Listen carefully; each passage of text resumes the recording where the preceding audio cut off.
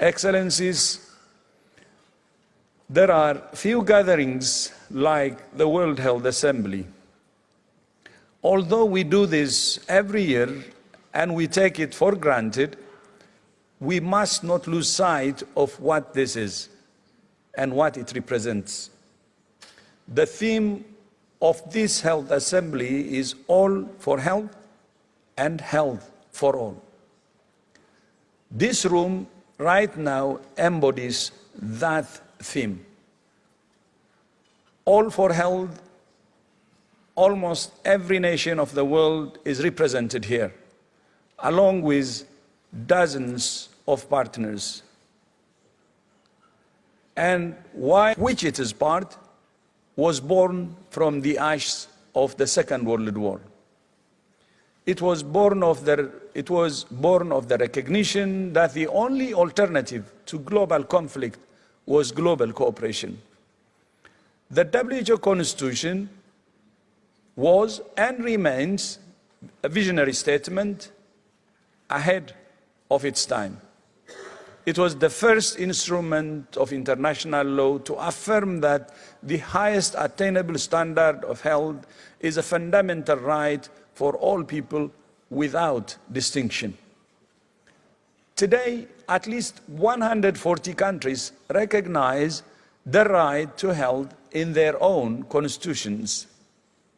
And yet, around the world, that right is often unrealized or under threat.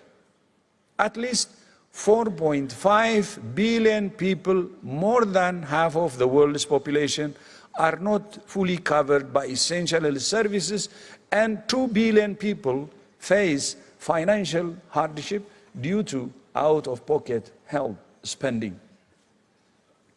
Outbreaks, disasters, conflicts, and climate change are all causing death and disability, hunger, and psychological distress. The Constitution was also visionary in recognizing, in a world less connected than ours, that promoting and protecting health in any country benefits all countries. So cooperation is in the interest of each and every nation. It does it for its own sake. And it also recognized the reverse, that unequal development in promoting health and controlling diseases is a common danger. That's what the COVID-19 pandemic illustrated so brutally. And that's why you, the nations of the world, agreed 2.5 years ago to develop a legally binding agreement on pandemic prevention, preparedness, and response, and to strengthen the international health regulations. The task before you was immense, technically, legally, and politically. And you were operating on a very ambitious timeline. I thank all member states for the way you have engaged in this process over the past 2.5 years. You have demonstrated a clear commitment to reaching agreement. You have approached your task with determination and good faith. You have worked long days and nights. Imagine and closing your meetings 2 a.m., 3 a.m. The record was 4 a.m. If you didn't have commitment, you wouldn't do that. 4 a.m., sleepless nights. You have operated amid a torrent of mis- and disinformation that was undermining your negotiation. You have come a very long way and found much common ground. And you have demonstrated that multilateralism is alive and well.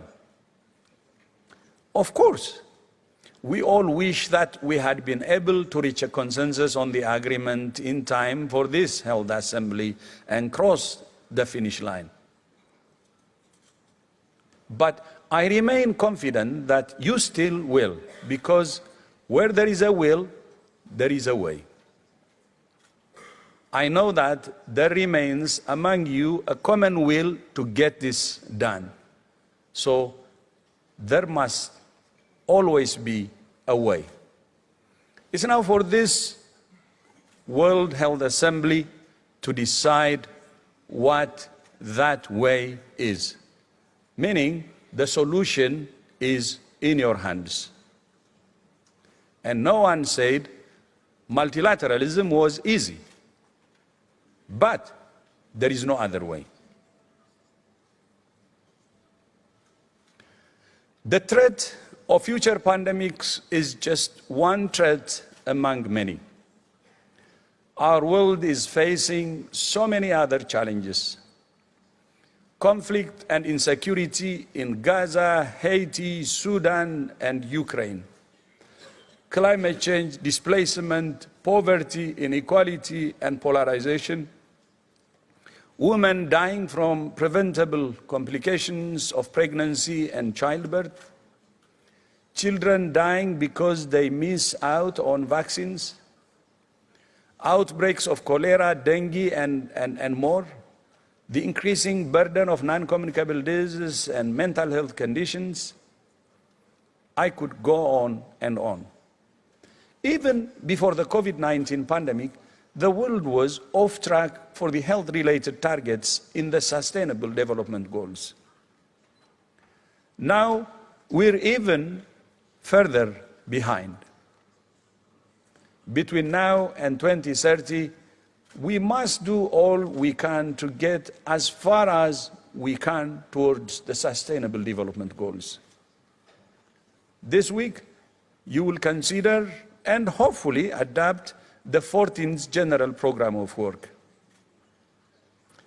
Our collective strategy to accelerate progress towards the Sustainable Development Goals, enhance equity, and build resilience. It's not a plan for what the Secretariat will do. It's a plan for what we will do together as member states supported by the Secretariat and partners. GPW 14 incorporates lessons from the past, the realities of the present, and our aspirations for the future. It's anchored in our shared mission to promote, provide, and protect health. If we're to achieve that mission, WHO must be empowered and equipped. And I know you agree with me. That's what the first WHO investment round, which we launched last night, is about. And I would like to thank Prime Minister Mia Mottley of Barbados and former Prime Minister Gordon Brown of the United Kingdom for joining us last night and for their strong support for the investment round. Brazil confirmed that the investment round will be hosted through the G20, and Germany, France, and Norway confirmed that they will co-host. Thank you very much.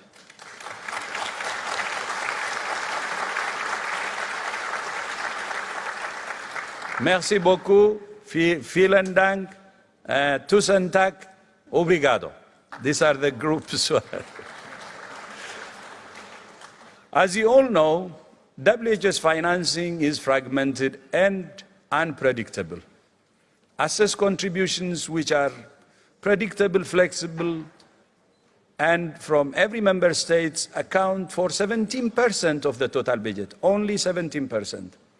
The rest comes from voluntary contributions, which are mostly unpredictable, inflexible, and come from a few donors. By the way, when WHO was founded more than 70 years ago, it was the reverse. Assessed contribution more than 80%, voluntary contribution less than 20%. Now it's the reverse. We don't know when they will come, for how much they will be. This imbalance makes it very difficult to make long-term plans or to attract and retain the people to implement them. Almost 1/4 of our global workforce operates on short-term contracts. No organization can function effectively when many of its programs operate on a hand-to-mouth existence. Very volatile. I thank member states for the historic decision you made 2 years ago to increase assessed contribution to 50% of the base budget by 2030, and for the first increase of 20%, which you approved last year.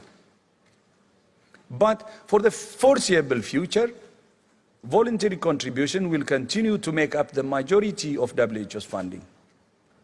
It's a long run. It took us 7 years. We will need more years to have significant progress in sustainable financing. We know that.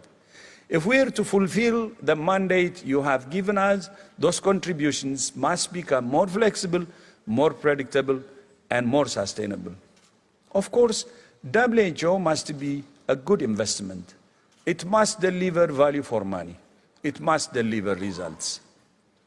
That's what the transformation that we started 6 years ago is about. Based on ideas from member states, partners, and our own staff, we launched the most ambitious reforms to the organization's history, with more than 50 initiatives.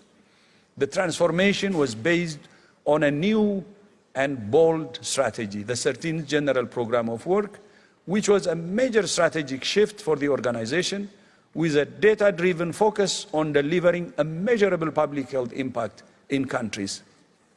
To support that strategy, we decided to invest significantly in science, data, and digital technology. By the way, thanks to the European Union, especially for investing in our digital technology, and that helped us to strengthen our new department.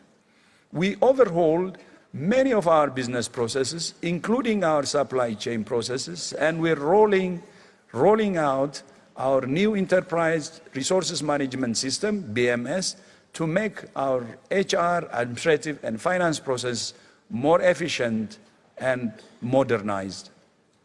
We also knew that to truly transform our organization, we would need to transform the way it was financed. We have started to expand our donor base and to access new sources of funding. Member states have begun increasing access contributions, as I said earlier, in line with their historic commitment. And we are now launching the investment round.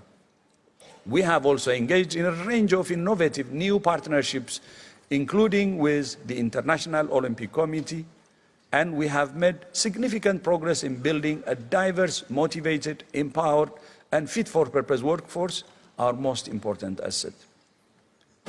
Many of these issues on your agenda this week result from or have been shaped by the transformation. And while many transformation initiatives have been fully implemented, there is still much more to be done. In particular, our focus in the coming years is on strengthening our country offices. To establish a core, predictable presence in each country office, we have prioritized 400 positions for recruitment. And we have committed $200 million to fund these posts until the end of 2025. And we're delegating authority to country representatives, empowering them to provide more responsive and timely support to our member states. And the WHO Academy will play a significant role in strengthening the capacity of our country offices. All of this work is about delivering an impact where it matters most, in the countries and communities we serve. Excellencies, dear colleagues and friends, it's often said that if WHO didn't exist, it would need to be created. I think Prime Minister Gordon Brown said it yesterday at the investment round. It's far from certain that in the current geopolitical climate, it could be. This is a unique organization with a unique constitutional mandate, unique expertise, a unique global footprint, unique global legitimacy, and a unique role at the center of global health architecture. I ask you to empower it, enable it, and equip it to play that role. And I ask you to adopt the 14th General Program of Work. I ask you to join those member states who have committed to making the investment round a success and fully fund the GPW with predictable and flexible financing. The investment round is open for all our member states to support. I ask you to chart a path forward for the pandemic agreement and the IHR amendments so we can bring both to a conclusion as soon as possible. I ask all of you, governments, partners, civil society, youth organizations, to speak up for the agreement and speak out against misinformation. I ask you to consider and approve the many important items on your agenda this week. I ask you to show the world that in these divided and divisive times, nations can still come together to find a common approach to common challenges. And I ask you to once again embody the same ideal on which WHO was founded 75 years ago. All for health and health for all. Merci beaucoup. I thank you.